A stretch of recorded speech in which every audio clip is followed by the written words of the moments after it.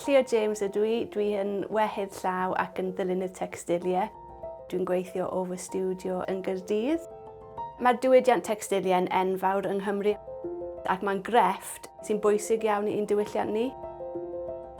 Pam ges i'r comisiwn yma, fi'n credu o'n i'n gwybod yn syth pa fath o liwiau o'n i eisiau gweithio gyda, ond yn benderfynol o'n i eisiau gweithio gyda coch.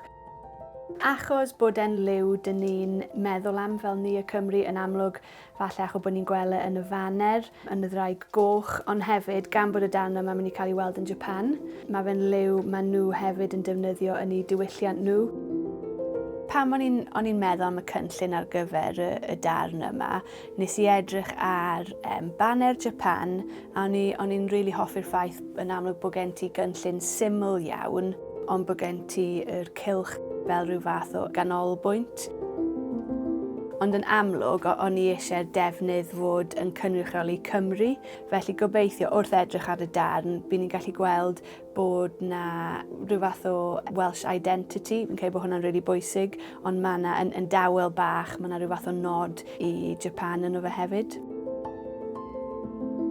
Efo creu darn fel hyn, mae fe'n mynd i fod yn weledol bwysig a dwi'n hoffi creu rhywbeth sydd yn weledol striking.